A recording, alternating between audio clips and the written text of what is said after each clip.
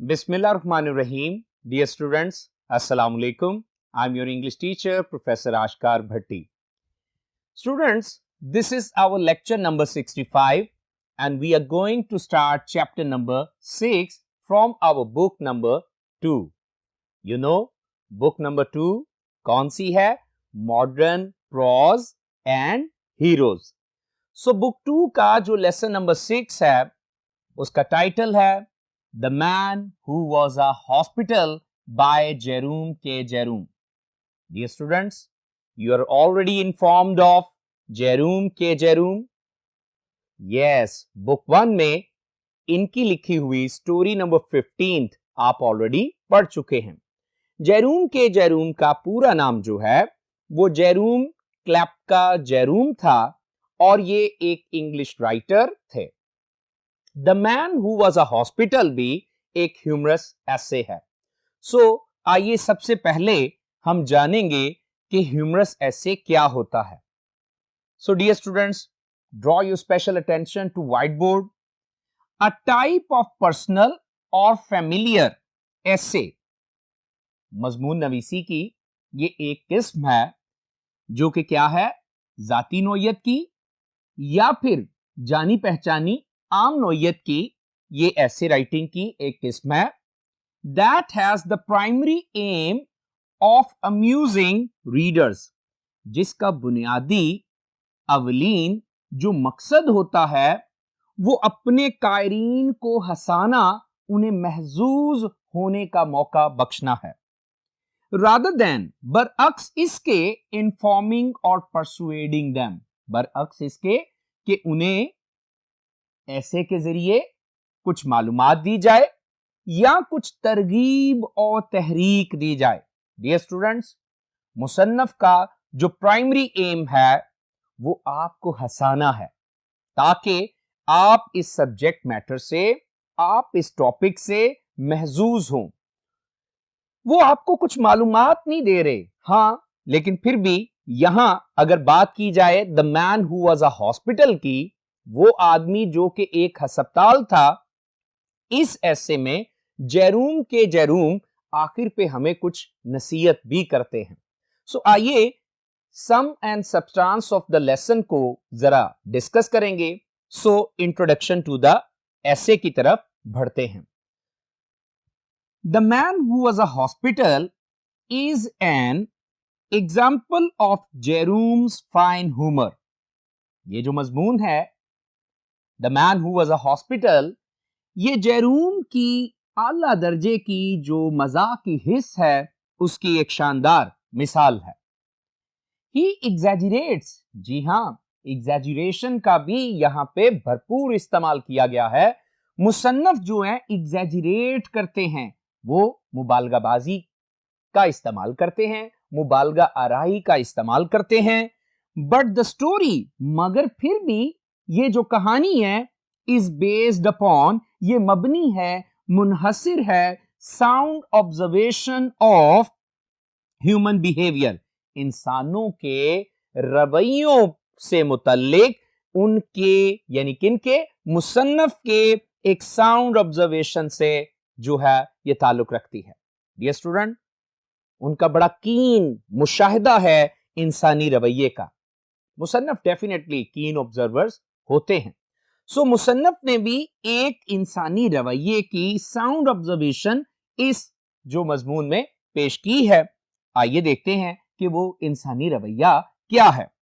Many persons with a little knowledge of diseases and their symptoms, अरे बहुत सारे अफराद होते हैं, बहुत सारे अशखास होते हैं जिनके पास बीमारियों और उनकी अलामात का बहुत थोड़ा सा इल्म होता है, थोड़ा सा इल्म होता है. लेकिन वो लोग जिनके पास थोड़ा सा इल्म होता है बीमारियों और उनकी अलामात का, वो समझते हैं that they are suffering from such diseases, कि वो इन बीमारियों में क्या हैं, मुब्तला हैं. अक्सर लोग क्या हैं, एडवर्टाइजमेंट्स पढ़ते हैं, अक्सर लोग जो हैं कुछ ऐसे ब्रूशर्स और लिफलेट्स पढ़ते हैं, तो फिर इन बीमारियों के बारे में कुछ थोड़ा बहुत जान के समझने लगते हैं कि उन्हें ये बीमारियां जो हैं लाहक हैं। लेकिन writer at the end of the essay हमें क्या एडवाइस करते हैं, आइए देखते हैं। द राइटर एडवाइजेस अस, मुसन्नफ जो है यानी जैरूम के जैरूम जो हैं वो हमें नसीहत करते हैं टू प्रिवेंट फ्रॉम स्टफिंग, कि हम परहेज करें, बाज आए भरने से, लादने से, आवर हेड्स, अपने अजहान को, अपने दिमागों को, विद विच, ऐसी बातों से, ऐसी चीजों से वी डोंट अंडरस्टैंड, जिनकी हमें समझ नहीं है। सो डियर स्टूडेंट्स, मुसन्नफ ने ह्यूमरस वे में एक बड़ी ही गरां कदर क्या है नसीहत हमें पेश की है कि हमें अपने अजहान को, अपने जहनों को ऐसी चीजों से, ऐसी बातों से कतन भी भरना नहीं चाहिए जिनको हम समझते ही नहीं हैं। So dear students, the man who was a hospital is really an interesting essay. So आइए अभी हम दूसरे बोर्ड पे चलेंगे तो उन डिजीजेस का भी जिक्र करेंगे जिनका जिक्र जैरूम के जैरूम ने इस लेसन में किया है। So move to the next board. Okay, dear ones, please draw your special attention. We are going to discuss some diseases mentioned in this lesson. So, आप नोटबुक निकाल सकते हैं, टेक्स्ट बुक निकाल सकते हैं और अपनी नोटबुक में one after one in diseases के मुतालिक लिख सकते हैं। बोर्ड पे इनकी डिटेल जो है वो मौजूद है, और हाँ, अगर आप टेक्स्ट बुक में इन्हें अंडरलाइन करना चाहें तो वो भी जैसे जैसे मैं बताऊं, पढ़ूं, इनको आप अंडरलाइन कर लीजिएगा। सो गौर करें, फर्स्ट डिजीज जिसका जिक्र बोर्ड पे मौजूद है वो है हे फीवर। अब हे फीवर क्या है, तवज्जो दीजिए। An allergy caused by pollens or dust in which the mucous membranes of the eyes and nose become itchy and inflamed, causing a running nose and watery eyes। भाई ये एक allergy है। Hay fever क्या है? एक allergy है जो कि किसकी वजह से होती है? पॉलन्स की वजह से होती है या डस्ट की वजह से होती है। हार्वेस्टिंग सीजन में क्या है, जब पॉलन्स क्या हैं हवाओं के साथ इधर उधर मूव कर रहे होते हैं, तो ऐसा क्या है फीवर, जिसे हे फीवर कहते हैं, हो जाता है। या जब आंधियां चल रही होती हैं तो डस्ट उड़ती है, तो तब भी ये बीमारी लाहक हो जाती है। और ये एक तरह की सीजनल एलर्जी है। इसमें होता क्या है कि भाई आप आंखों में इची महसूस करते हैं और इचिंग के साथ इन्फ्लेमेशन महसूस करते हैं, और फिर साथ ही साथ नोज रनिंग और आई वाटरिंग होती है। सो आइए सेकंड डिजीज को देखते हैं कि ये क्या चीज है। Typhoid fever. सो ये तो बड़ी जानी पहचानी बीमारी है। टाइफॉइड फीवर जो है ये क्या है? An infectious bacterial fever. ये पहली तो बात है कि ये एक बैक्टीरियल फीवर है with an eruption of red spots on chest and abdomen causing severe intestinal irritation.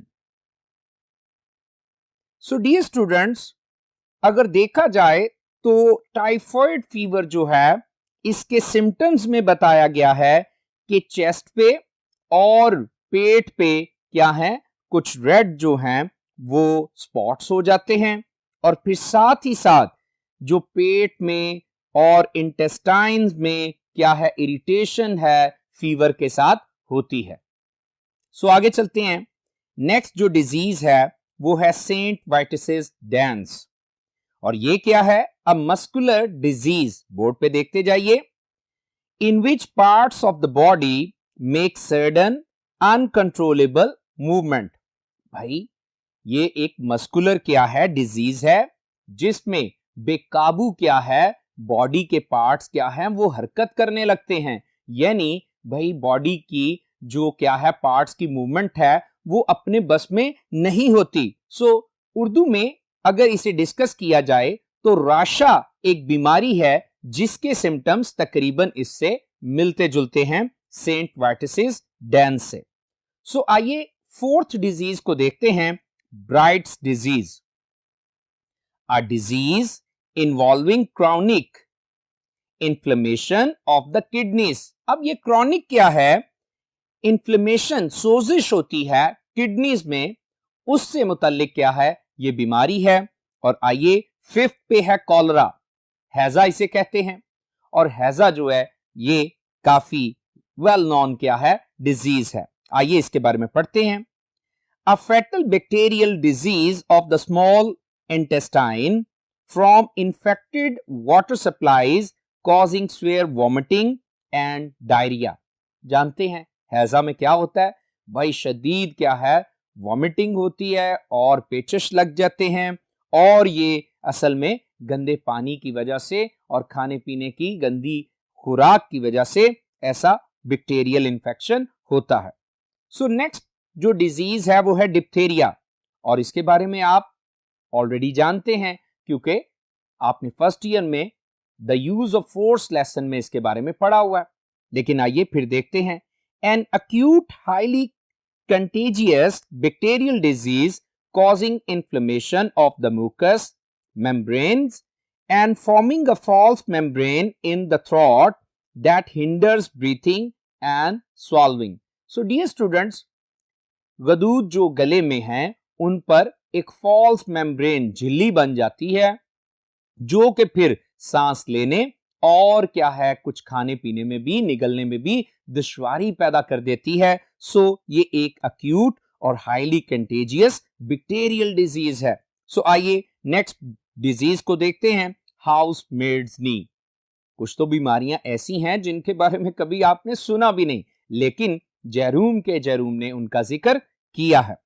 So house maids नी क्या है? आइए देखते हैं। हाउस मेड्स नी के बारे में लिखा है कि inflammation of the fluid filled cavity covering the knee cap often due to the excessive kneeling, यानी बगैर सहारे के बार बार जब झुका जाए तो भाई जब नी कैप में क्या हो जाए? भाई फ्लूइड डिसऑर्डरनेस हो जाए, कुछ सोजिश हो जाए, तो फिर क्या है? ये बीमारी होती है।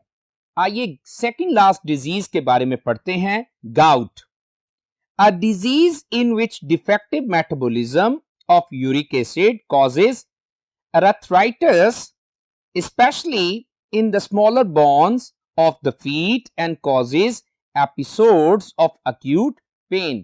भाई ये जो जोड़ होते हैं इनमें यूरिक एसिड की खराबी की वजह से, एबनॉर्मल होने की वजह से जो सोजिश और दर्द होती है ये गाउट कहलाती है। सो जोड़ों का दर्द इसे कहा जा सकता है। लास्ट डिजीज है जाइमोसिस, एन अक्यूट इन्फेक्शियस डिजीज। अरे ये बड़ी शदीद किस्म की क्या है? इन्फेक्शियस डिजीज है, यानी ये भी एक जिल्दी मर्ज है जो कि स्किन डिजीज कहा जा सकता है।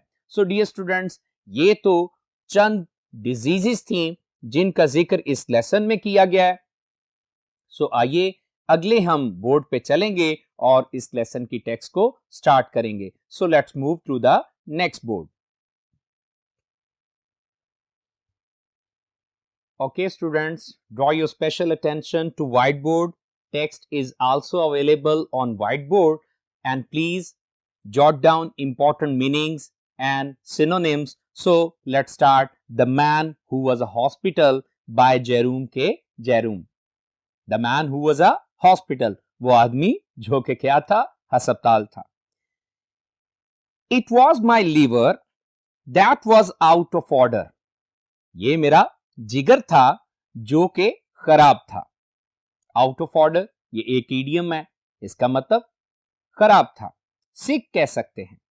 आई knew it was my liver, मैं जानता था कि ये मेरा जिगर ही था। That was out of order, जो कि खराब था। Because I had just been reading a patent liver pill circular. Dear students, patent का मतलब मुस्तनद और पिल गोली को कहते हैं, टेबलेट को कहते हैं, तो लिवर पिल का मतलब जिगर की गोलियां। और सर्कुलर का मतलब इश्तहार, किताबचा। सो मुसन्नफ क्या कह रहे हैं? Because I had just been reading a patent liver pill circular, क्योंकि अभी अभी मैं पढ़ रहा था किसको? एक जिगर की गोलियों के मुस्तनद इश्तहार को, in which were detail the various symptoms, जिसमें तफसील से दर्ज थी कई एक अलामात, सिम्टम्स अलामात, by which a man could tell, जिसके जरिए कोई शख्स ये बता सकता है when his liver was out of order, कि उसका जिगर कब खराब हुआ था। आई हैड देम ऑल, मुझ में वो तमाम तर अलामात थी। यहां तक बात समझ आ रही है? सो आइए इंपॉर्टेंट सिनोनिम्स को भी बोर्ड पे तवज्जो दीजिए। Circular, advertisement, notice, ad, patent, licensed, registered या फिर अथेंटिक भी कह सकते हैं। सो आइए अगली टेक्स्ट की तरफ बढ़ते हैं। It is a most extraordinary thing, ये बड़ी ही गैर मामूली बात है। But I never read a patent medicine advertisement without being impelled to the conclusion, लेकिन मैं तो कभी भी नहीं पढ़ता हूं किसी भी मुस्तहन दवाइयों के इश्तहार को बगैर नतीजे से मजबूर हुए। अब यहां पे इंपेल्ड का मतलब कंपेल्ड है, फोर्स्ड है, और मुसन्नफ कह रहे हैं कि भाई मैं तो नहीं पढ़ता कभी भी मुस्तनद दवाइयों के इश्तहार को जब तक कि मैं नतीजे से मजबूर नहीं हो जाता। That I am suffering from the particular disease, कि मैं किसी खास बीमारी में क्या हूं? मुब्तला हूं। Therein dealt with in its most virulent form, जिसमें मैं क्या हूं? अपनी शदीद तरीन हालत में मुब्तला होता हूं। तो फिर ही क्या है? मैं क्या करता हूं? मैं मुस्तनद दवाइयों के इश्तहार को पढ़ता हूं। इसका मतलब सेल्फ मेडिकेशन की आदत जो है वो राइटर कह रहे हैं कि मुझे थी, हां, लेकिन मैं नतीजे से मजबूर होके क्या करता हूं? इश्तहार पढ़ता हूं। The diagnosis seems in every case to correspond exactly with all the sensations that I have ever felt. तो जो तशखीस है वो लगती है हर तरह से कि वो पूरे तौर पे, दुरुस्त तौर पे मुताबिकत रखती है मेरे उन तमाम तर एहसासात से जो कि मैंने कभी महसूस किए हैं। इसका मतलब है कि अब नतीजा ये निकाल चुके हैं वो अपनी फीलिंग से, अपने सेंसेशन से, कि मेरा जिगर क्या है? आउट ऑफ ऑर्डर है। सो वो कहते हैं जो मैंने तशखीस की है वो बिल्कुल ऐन मुताबिक है मेरी फीलिंग से, मेरे एहसासात से। सो सेंसेशंस क्या है? एहसासात। और कॉरस्पॉन्ड का मतलब क्या होता है? मुताबिकत रखना। सो आइए बोर्ड पे चंद और इंपॉर्टेंट यहां सिनोनिम्स को देखते हैं। Impelled, forced, compelled, persuaded, driven. Virulent, important word है। Virulent, deadly, fatal, acute, malignant. Correspond, match, agree, tally, correlate. और लास्ट वर्ड है यहां sensations, feelings, perceptions, senses.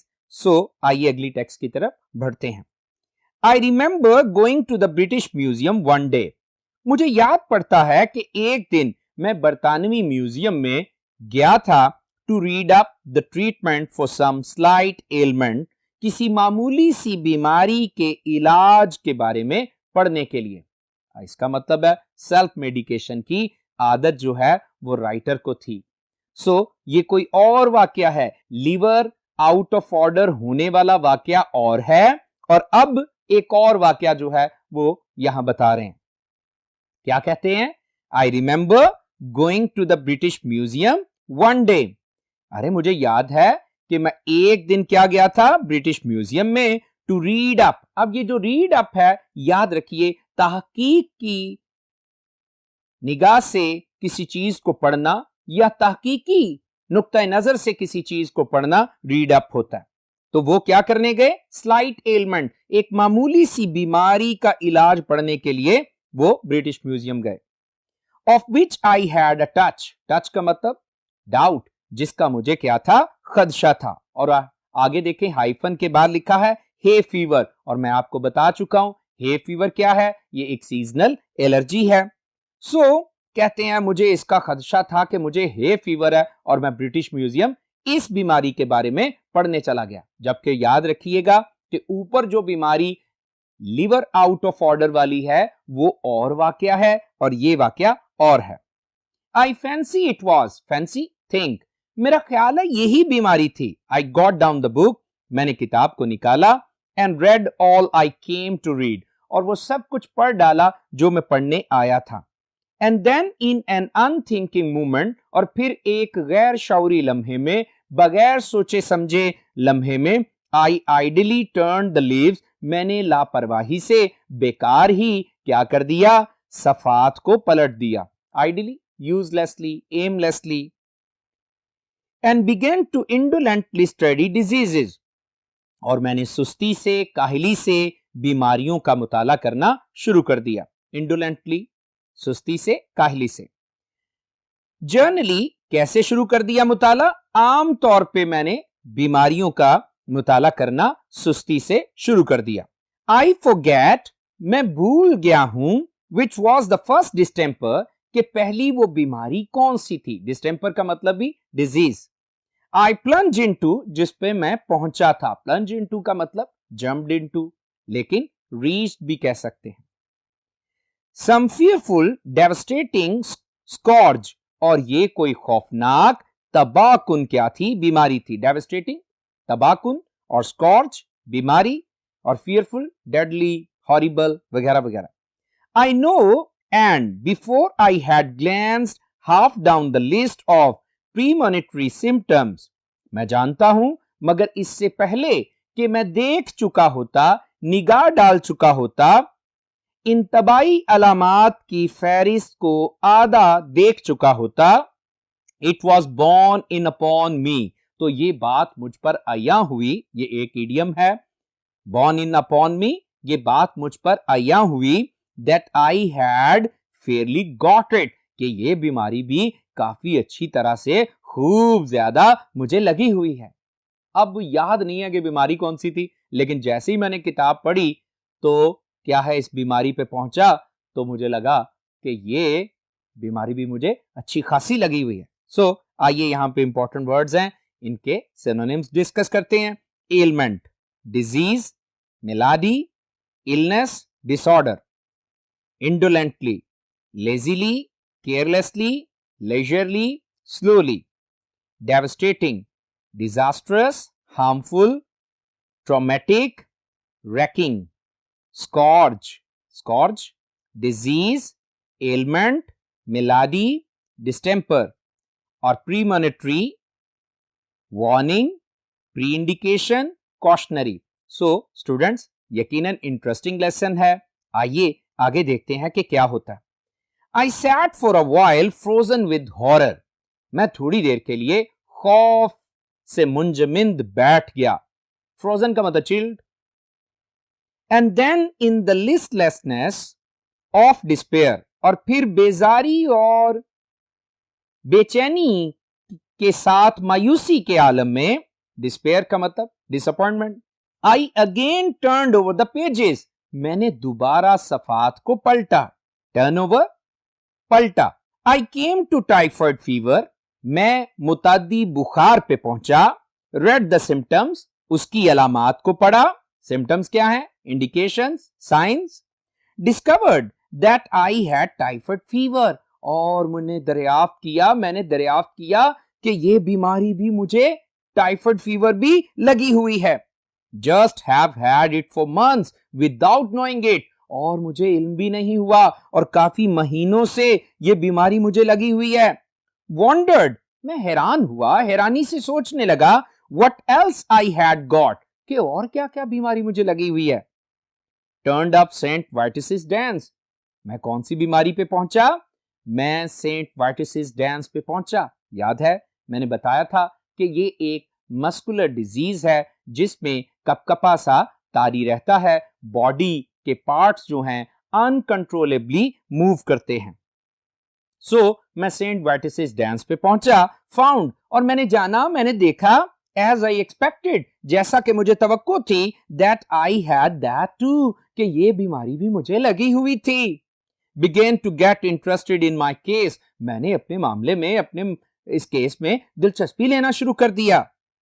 And determined, और मैंने फैसला कर लिया, determined, decided to sift it to the bottom, कि मैं किताब जो कि बीमारियों के नामों और उनकी अलामात पे मबनी है, मैं उसे आखिर तक क्या हूं, उसकी छानबीन कर डालूंगा।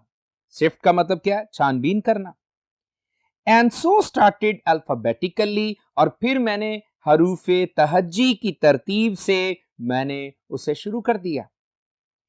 Red up again and learned, मैंने दोबारा पढ़ा और ये जान लिया that I was sickening for it, कि मैं इस बीमारी में भी मुब्तला था। And that the acute stage would commence in about another fortnight, और इसका जो खतरनाक मरहला है वो शुरू हो जाएगा। कमेंस का मतलब स्टार्ट, और अक्यूट का मतलब क्या होता है? खतरनाक। इसका खतरनाक जो मरहला है वो शुरू हो जाएगा तकरीबन 15 रोज में। फोर्टनाइट का मतलब 2 वीक्स या 15 डेज। ब्राइट्स डिजीज, फिर मैं गुर्दों की बीमारी ब्राइट्स डिजीज पे पहुंचा। रिमेंबर कि ब्राइट्स डिजीज क्या है? ये किडनी इन्फ्लेमेशन है, सोजश है, तो मैं इस बीमारी पे पहुंच गया। I was relieve to find, मुझे ये जान के सुख मिला, सुकून मिला। रिलीव का मतलब comforted, relax. I had only in a modified form, कि ये बीमारी तो मुझे महज मोतदल शक्ल में, मोतदल हालत में लगी हुई थी। मुराद इस बीमारी का भी आगाज ही था। And so far as that was concerned, और जहां तक इस बीमारी का ताल्लुक था, I might live for years, इस बीमारी के साथ तो मैं अभी कई साल जी सकता था। Cholera I had with swear complications. ले जी, बी के बाद क्या आ गया? सी, क्योंकि अब मैंने अल्फाबेटिकली डिजीजेस को और उनके सिम्टम्स को पढ़ना शुरू कर दिया। हैजे पे जब पहुंचा cholera, I had with swear complications, तो ये बीमारी तो मुझे इंतहाई शदीद पेचीदगियों के साथ लगी हुई थी। कॉम्प्लिकेशंस, पेचीदगियां। एंड डिप्थेरिया, सी के बाद डी आ गया, और मैं खुन्नाक पे पहुंचा। अरे थायराइड ग्लैंड्स पे मेम्ब्रेन का बनना जो है, अरे जिससे खाना पीना और सांस लेना दुश्वार हो जाता है, इस बीमारी पे पहुंचा। I seem to have been born with, मुझे लगा कि ये बीमारी तो पैदाइश से ही मुझे लगी हुई है। आई प्लॉडेड कॉन्सेंशियसली, अरे मैंने बड़ी फर्ज शनासी से, बड़ी ईमानदारी से क्या है, मेहनत की, मैं आगे बढ़ता गया। प्लॉडेड का मतलब होता है मेहनत से हिसाब लगाया, यानी जिद्दोजहद करने लगा। और फिर कॉन्सेंशियसली, ध्यानदारी से, ध्यान से, तवज्जो से। थ्रू द 26 लेटर्स, अरे 26 के 26 हरूफ जो अल्फाबेट में है, मैं उनको बड़ी ध्यानदारी, बड़ी तवज्जो, बड़े ध्यान से क्या करने लगा? मेहनत से परखने लगा, देखने लगा। And the only Melody disease, बीमारी, और सिर्फ एक ही वाहिद बीमारी थी, आई कुड कंक्लूड, जिसके बारे में मैं नतीजा अखज कर सकता था। Conclude, infer, I had not got, कि ये बीमारी मुझे नहीं लगी थी। वॉज हाउसमेड्स नी, और ये बीमारी असल में क्या थी? घुटनों के दर्द की बीमारी थी। याद है हाउसमेड्स नी क्या है? नी कैप में फ्लूइड जो है वो डिसऑर्डर हो जाए या फिर इन्फ्लेमेशन हो जाए तो हाउसमेड्स नी होती है। Students, getting all the things intellectually, is it interesting? Oh yes. आइए यहां पे कुछ सिनोनिम्स को देखते हैं।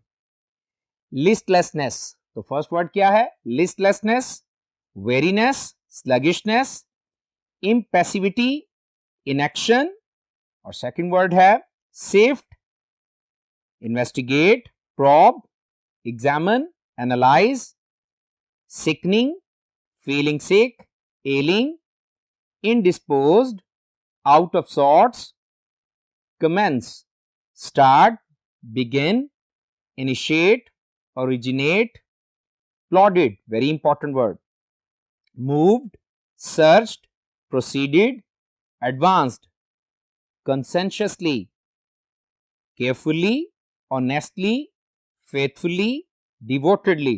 So आइए इसी दिलचस्पी को बरकरार रखिए और आगे पढ़ते हैं. I felt rather hurt. अरे कदरे मुझे सदमा हुआ, तकलीफ हुई.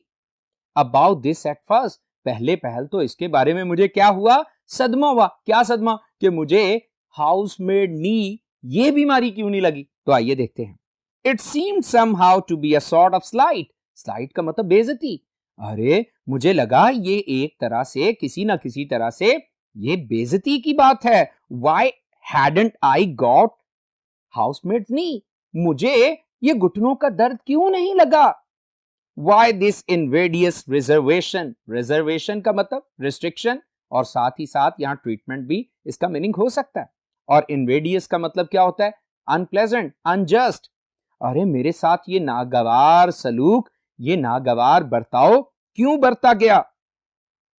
After a while, थोड़ी देर के बाद, however, ताहम, less grasping feeling prevailed. यहां grasping का मतलब क्या है? Selfish. तो कहता थोड़ी देर के बाद ताहम कम खुदगर्जाना एहसास जो है वो तारी हो गया, वो गालिब आ गया. Prevailed का मतलब overwhelmed, overcame.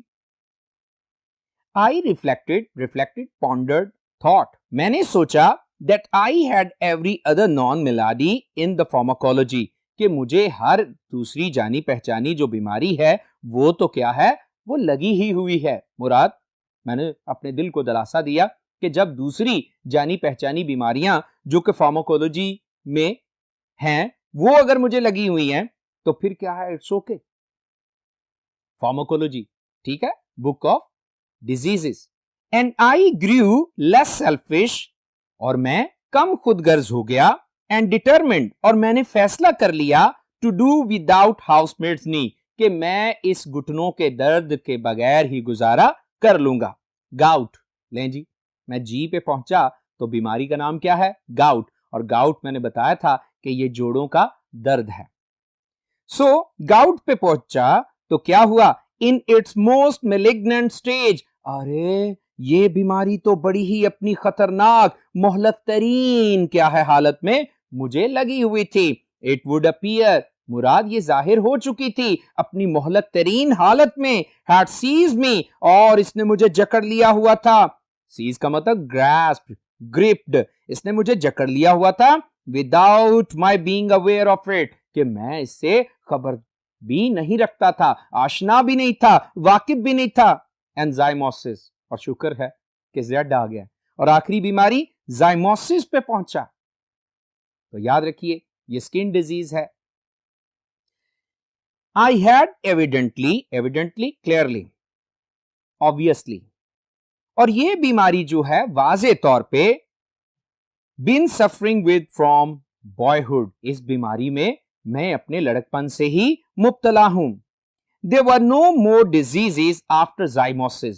अरे zymosis के बाद कोई मजीद बीमारियों के नाम ही नहीं थे, बीमारियां ही नहीं थी. So I concluded, और यूं मैंने ये नतीजा अखज किया. क्या नतीजा अखज किया? There was nothing else the matter with me, कि मेरे साथ इसके अलावा कोई और मसला नहीं है. समझ रहे हैं? zymosis के बाद कोई बीमारी का नाम नहीं है, फिर खुद को यह तसल्ली दे दी कि हाँ इसके अलावा मेरे साथ कोई और मसला नहीं है. सो डियर स्टूडेंट्स, यहां इंपॉर्टेंट जो है सिनोनिम्स बोर्ड पे देखिए. Slight, insult, disregard, hurt, neglect. Envious, unjust, unfair, prejudiced, hateful. Grasping, selfish, self interested, self centred, controlling. prevailed, spread, won, triumphed, overcame, reflected, thought, supposed, considered, imagined. So students, यकीनन आपने अब तक की पढ़ी हुई text को और सिनोनिम्स को अच्छी तरह से समझ लिया होगा. सो अगले लेक्चर में हम इसकी बकिया टेक्स्ट को पढ़ेंगे और इंशाल्लाह इसकी एक्सरसाइज भी सॉल्व करेंगे.